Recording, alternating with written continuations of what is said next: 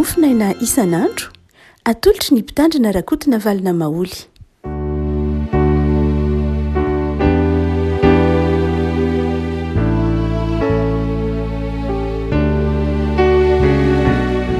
Falmerahabatsika rehefa malala tratra ity sabotsy fa 20 volana novambra ity. Ny mofinaina voalahatra ho antsika dia ny boky nobolona toko 20 obolona toko 20 andiny 7 ka hatramin'ny faha 1 obolona toko 20 andiny 7 ka hatramin'ny faha 1 amin'ny anaran'i Jesosy. Atongilano ny sofinao ka hainao ny tenin'ny indry ary ampitandremo ny fahalalako ny fonao. Fa mahafinaritra raha voatahirinao ao an-kibonao zany. Gaoka samy ho eo amin'ny molotrao. Ianao dia ianao na mpahafantariko zany mba hitokinao amin'i Jehova. Tsy efa nanoratra zavatsoa ho anao va izay misy hevitra tsara sy fahalalana mba ampahafantariko ny fahamarinan'ny teny mahatoky anao sy azonao teny ho lazaina amin'izay naniraka anao. Ray masino manamasinana amin'ny fahamarinana ny teninao ny fahamarinana. Amen. Aoka angila tsofina amin'ny teny endry ny ianao. Atongilano ny sofinao, iaino fahendrena. Riavana ny firenena tsiraray avy dia samy manana ny famaritany atao hoe fahendrena. Tsika malagasy dia manana famaritana natao hoe fahendrena. Ary ny fahendrena isam-pirenena dia mifamatotra amin'ny izay ilain'ny fiarahamonina ao amin'ilay firenena. Samy manana arak'izany izay antsoiny hoe endry ny firenena tsiraray avy. Ny endry any amin'ny firenena anankiray mety tsy voatery ho endry any amin'ny anankiray, na hoe fahendrena amin'ny firenena anankiray tsy voatery ho fahendrena amina fahendrena anankiray satria civilisation samy hafa. Fa nahoana dia izao matoa ny firenena anankiray mbola misy amin'izao vanim-potoana izao dia misy fahendrena tao. Amin'izay fiarahamonina malagasy tsika dia na inona lazaina dia izao misy fahendrena ao amin'ny fiarahamonina malagasy. Satria matoa afaka namakivaky tantara isika nandritry ny 100 taonany efa 4 taona nonenantsika tao amin'ny firenena io, zavatra maro samihafa nefa nisedraina nanomboka tany amin'ny vanim-potoana lava any amin'ny taona 1000 dia alohan'izany aza dia fantatra fa nisy olona teto dia velona ny toy mandrakariva ny taranaka matoa nisy zany dia izao nisy fahendrena tao. Dia izay no foto-kevitra izay tiany ho aborana ao an-tsain'ny olona dia izao manao hoe ataovy ho zava-dehibe aloha ny fahendrena. Foto-kevitra izay tsy edikevitra izay mazava na fahendrena ino na fahendrena ino dia izao aloha aoka ianao hanao zava-dehibe ny atao hoe fahendrena. Ny ataontsika hoe ny renin'ny fahalalana rehetra dia ny filozofia tamin'ny fotoan'andro. Dia saika nipotra avy tao amin'ny filozofia ny zavatra maro isan-karazany, na ny matematika azy dia tao anatin'ny filozofia any, na ny marika io zany na ny siansy io dia saika tao anatin'ny filozofia any. Ny dikan'izay hoe filozofia nefa dia ny fakany teny dia izao fahendrena. Zany hoe ny olombelona zany dia efa resy lahatra nandritra ny taona maro fa ny fahendrena dia tena ilaina ao anivon'ny fiarahamonina sy ao anivon'ny mpiarabelona. Eto ny boky nobolona izay lahatsoram-pahendrena dia mampahery ny olona miaino azy, mampahery antsika kristianina, mampahery mamaky ny baiboly manao hoe aoka ianao hanao zava-dehibe ny fahendrena. Ny hoe kristianina manao zava-dehibe ny fahendrena dia izao rehavako malala. Lay fahendrena aloha ny lasa aloha. Boky nobolona moa izay miteny mihitsy manao hoe vidio ange zany. Amin'ny dio fahendrena zany hoe ambony lavitra noho ny fahendrena, ambony lavitra ny fahendrena noho ny volamena. Mividiana ianao fahendrena, mividiana ianao fahalalana, fa ambony lavitra noho ny volamena sy ny volafotsy ny fahendrena. Ary izy ara moa de miteny mihitsy manao hoe andiny ambony ery manao hoe tsara ny laza toy izay ny harena. Zany hoe tsara ny fahendrena, tsara ny fahendrena noho ny harena. Mety ho am'izao andro antsika zao de mety tsy hoe mety fa zay mihitsy tsy aleon'ny olona zao vola mikarena tsy zay fahendrena. Ary rehefa ataon'ny olona zava-dehibe ny vola mikarena noho ny fahendrena de zao hitatsika fa lasa firenena tsy vaniko firenena lay firenena na lay fiarahamonina satria zavatra hita maso no mibaiko azy fa tsy ny fahendren'olombelona. Le avako malala raha toka kristianina manao zava-dehibe ny fahendrena isika de farafahakeliny reto zavatra telo ireto no amatarana hoe kristianina na mpino manao zava-dehibe ny fahendrena. Voalohany de zao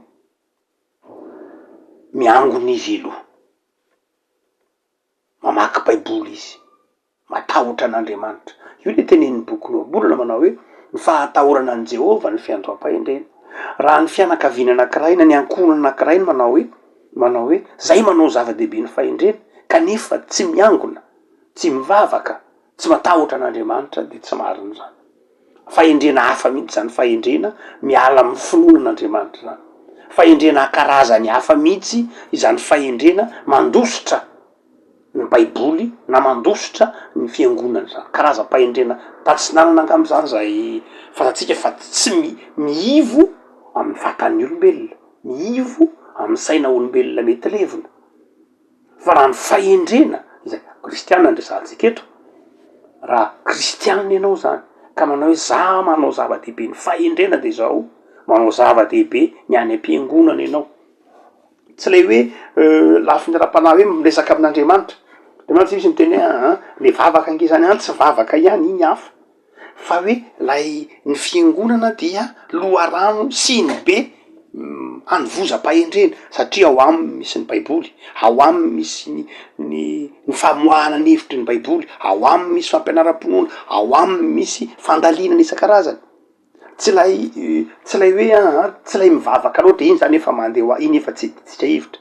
Jesoa nanafatra an'izay raha teo. Fa raha fahendrena de zao tokony misy rafitra na institution ipoiran'lay fahendrena de zao ny fiangonana anankiray am'izany. Mety hiteny ndray angambany hoe ka ary ty fahalemena be dehibe ao anatin'ny fiangonana, to arivo to misy scandale ary amin'ny fiangonana.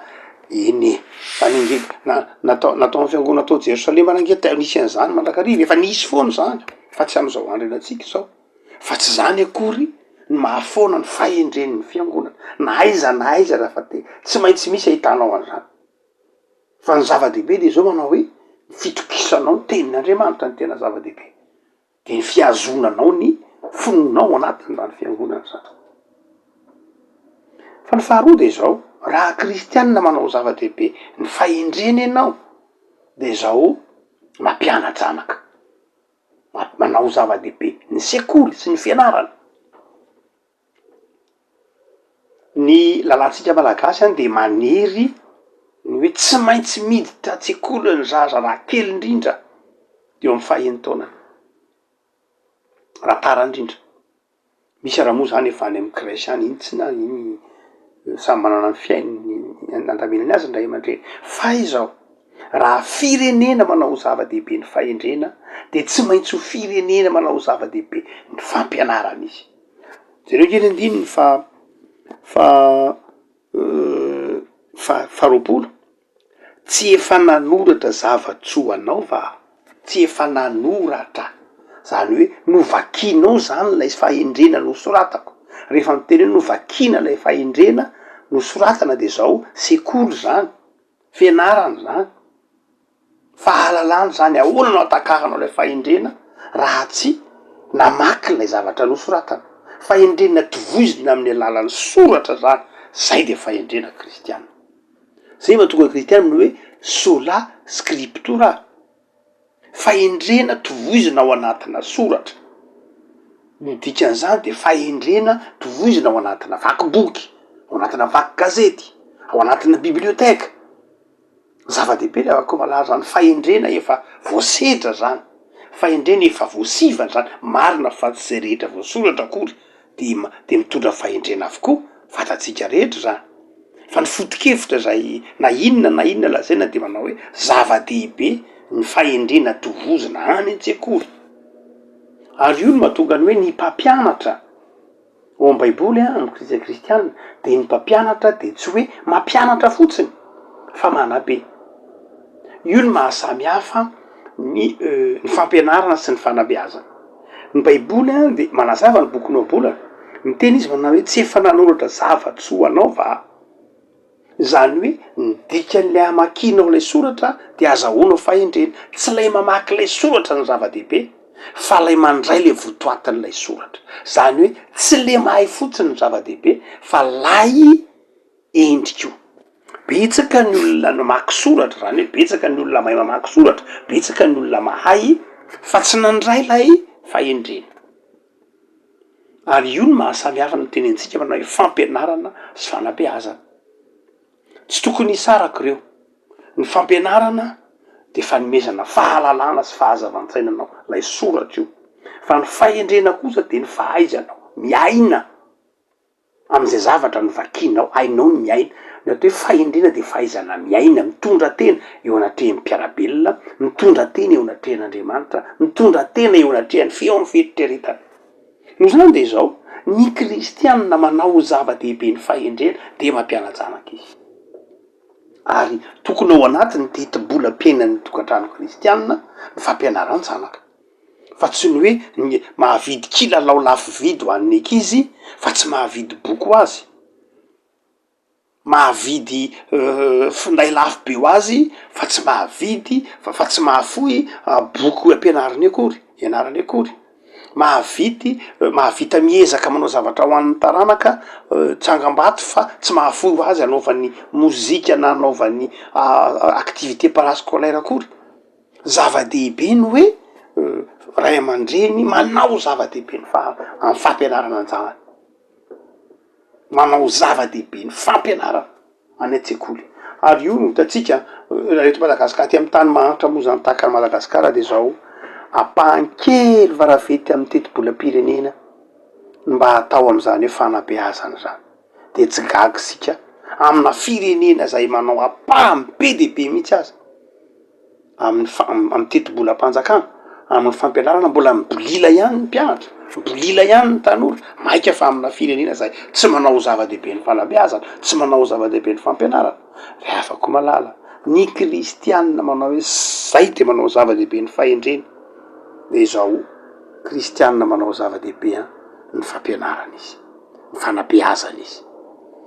Fa ny fahatelo zay aseho an-teny tsotra masiny ty manao hoe afaka miteny zany manao hoe zay de tena ataonay zava-dehibe zany fahendrena zany de zao, voalohany miangony zay, mivavaky zay, mamaky baiboly zay, mitaiza ny zanakay amin'ny mitaiza tena amin'ny alalan'ny baiboly zay. Faharoa de zao, mitaiza tena amin'ny alalana vaky boky zay, amina fianarany zay, mandalina zay. Fa ny fahatelo zay ilazana fa kristianina manao zava-dehibe ny fahendrena de izao mitondra ho amin'ny fahatokina an'Andriamanitra. Zany hoe lay ny antony ianarana lay fahendrena, ny antony ananana lay fahendrena de fahendrena mahatonga anao hatoky an'Andriamanitra. Hoy ny andininy fahaefany sivy ambin'ny folo, ianao de ianao no nampahafantariko zany. Inona le zany? Fahendrena. Ianao de ianao no nampahafantariko ny fahendrena mba hitokinao an Jehova. Zany hoe rehefa ny antony hampahafantarana atsika ny fahendrena de mba hahatonga atsika hanana firaiketam-po amin'Andriamanitra, ka ahatonga atsika ho mahatoky eo anatrehan'Andriamanitra. Fa avako raha mandefaky izy mianatra isika any an-tsekoly mandalina fianarana, raha miaina mandefa azy mianatra sekoly alahady, raha tsika kristianina koa mandeha miangona mamonjy conférence manady teny mandalina soatra masina. Faharoa, miezaka koa sika mamaky boky, mandalina fampianarana maro isan-karazany. Ny antony reny rehetra reny de zao mba hahatonga atsika hitodika amin'Andriamanitra. Zay ny fahatelo. Ny mpanompon'Andriamanitra zay manao ho zava-dehibe ny fahendrena de mpanompon'Andriamanitra mitodika any amin'Andriamanitra rehefa avy eo. Be de be ny karazam-pahendrena. Raha misy ataotsika hoe teny fanalahidin'ny bodisma de zao anankiray am'ireny ny fahendrena. Raha ohatra ka misy teny fanalahidin'ny hindoisma, anankiray am'ireny ny fahendrena. Raha misy zavatra mba nahafantarana ny taolo malagasy de fahendrena. Ary raha misy hahafantarana ny fivavahana kristianina de fahendrena. Fa inona ny mahasamy hafa azy ireo? Zava-dehibe avokoa ny fananana fahendrena am'ireny rehetra ireny. Fa izao mo fahendrena mitondra anao amin'ny fahatokiana an'Andriamanitra ve? Sa fahendrena mitondra anao amin'ny fahatokiana ny vola? An'izao androantsika zao ke misy fahendrena am-pianarana any amin'ny université malaza eran-tany, any Harvard, be de be, any tsy fantatsika any Oxford, misy fahendrena be de be. Fa moa ve reny fahendrena notovozana reny mitondra anao eo amin'Andriamanitra? Sa mitondra anao eo am-pototry ny vola fotsiny? Sa mitondra anao eo am-pototry ny voninahitra? Fa tsy mitondra anao eo am-pototry ny hazo fijalian'i Kristy? Misy fahendrena mitondra anao eo am-pototry ny voninahitra mihezinezina, mioatrehan'ny laza. Misy fahendrena mitondra anao eo am-pototry ny famirapiratra zao tontolo zao, fa tsy mitondra anao eo am-pototry ny hazo fijalian'i Kristy. Ny fahendrena kristianina de zao, fahendrena mitondra anao eo am-pototry ny hazo fijalian'i Kristy. Endry matahotra an'Andriamanitra, endry manam-pahalalana, fa endry indrindra mandray an' Jesoa. Raha afaka malala manao zava-dehibe ny fahendrena ary isika kristianina dia anjaratsika ry havako ny mitaiza-tena mba ho endry. Am'izao androantsika zao de fiteny mandrakarivany hoe tena tsy ampy olo-kendry tsony ny olo eto ambonin'ny tany. Tsy ampy olo-kendry satria niala tamy tenin'Andriamanitra, satria niala tamy fahataoran'Andriamanitra, satria niala tamy baiboly, dia nanovona fahendrena hafa mihitsy. Ary le fahendrena notovonina teo ambonin'ilay fahendrena nomen'Andriamanitra nefany de fahendrena tsy naharitra ihany. Tsy fahendrena akory aza, tsy azo lazaina ho fahendrena akory aza, satria tsy mitaona ny olona hanaja ny aina, tsy mitaona ny olona hanaja fiainan'ny olona, tsy mitaona ny olona, fa mitaona ny olona hamaly faty. Misy fahendrena mitaona ny olona hamaly faty ange, fa mbola tondrony eo fahendrena ihany. Misy fahendrena mitaona ny olona hoe aza manaiky an'izao na aza mandefitra, fa mbola tononony no fahendrena ihany. Misy fahendrena tononona hoe mamono olona, fa mbola tononona fahendrena ihany. Hoe rehefa marary mafy izy dia alao izy ho faty, vonoy izy fa mijaly, vonoy izy fa zao, fa mbola tondron'ny olona ho fahendrena ihany. Rehefa koa malala engany hanao zava-dehibe ny fahendrena isika. Ny fahendrena araky ny tenin'ny Zoatra Masina de mahatonga atsika manana fifaliana amin'ny fiainana, ary mahatonga atsika manana fifaliana amin'ny fiainana isan'andro. Ny fahendrena ampianarin'ny baiboly atsika dia fahendren'ny tenin'Andriamanitra, fahendrena ambony lavitra noho ny vola mikarena, fahendrena ambony lavitra noho ny laza sy ny voninahitra. Ka raha toa ka manana afaka mikaroka fahendrena ianao satria manam-bola, men'Andriamanitra an'izany de mikaro fahendrena. Raha ohatra ka men'Andriamanitra fotoana ianao de mba mikaro. Ahoana ny fomba angalanao azahoana fahendrena? Mamaky baiboly. Ary raha mbola tsy namaky ny boky noabolana ianao de vakio hatramin'ny farany boky noabolana. Fa raha rehefa avy mamaky ny boky noabolana manontolo anao de ho hitanao fa miova ny fomba fijerinao natao hoe fiainana. Tsy lava ny boky noabolana, 30 mahery amby 30 ny boky noabolana, fa vakio ny boky noabolana. dia ho hitanao ny fahendreny. Ary rehefa avy mamaky ny boky noabolana ianao dia jereo eo amin'ny fototry ny azo fijaliany Jesosy zany. Mamaky ny boky noabolana anao a, de mamaky ny boky noabolana mafahendrena azy, dia rehefa aveo dia mpanjiny ny azo fijaliany Kristy de mahatonga fibebahana, mahatonga fiovana, mahatonga anao manana herim-panary, mahatonga anao hoendry. Indray afaka malala hotehirizon'ny tompo amin'ny fahendrena ianao, ka zay rehetra mijery anao de ho vaky vava hoe mba hanaraka anao a, satria fantatry fahendrenao, manam-pahendrena satria ao aminao Andriamanitra. Hivavaky sika. Tompo misaotra anao noho ny amin'ny soratra masina zay mampianatra anay fahendrena. Dia tsy ny fahendreny zao tontolo zao fa ny fahendrenao Andriamanitra. Manomboka amin'ny fahatahorana anao, manomboka amin'ny firaiketam-po, amin'ny teninao. Fahendrena atao aminao koa nefa ny hamantatra ny zavatra rehetra, handalina ny manodidina anay. Fahendrena indrindrandrindra mitodika anay am-pototry ny azo fijaliany Jesosy. Tompo, mivavaky zay ho an'ny tanindrazanay. Jereo ny vahoaka malagasy, atao vahoaka endry, matahotra anao, lipahalalana, tia mianatra, tia mandalina indrindra ny soratra masina, ny fahendrena. Vavaky zay ho an'ny vahoaka malagasy, ho tonga eo am-pototry ny azo fijaliany Kristy izy io, mba hiavaozany isan'andro. Tompo, amizao andro maharomotra lay ratsy zao, ka hanomezany karazam-pahendrena hafahafa, de ataovy mahajory vavolombelona amin'ny fahendrena araka ny teninao zahay. Tsy fahendrena vokarin'ny saina olombelona ihany, fa fahendrena vokarin'ny teninao sy ny fanahinao masina ty anatinay. Ny fanahinao ny fanahy endry, fanapampianatra, fanahin'ny fahazavan-tsaina, de ampitoero ty anatinay Tompo, mba ho endry rahay amin'ny fitondratenanay, amin'ny fitantananay zay rehetra nomenao anay, mba ho endry rahay. Dia taio ny zanakay, taio ny tokantrano rehetra manaraky zao mofonay zao, ny fahendrena.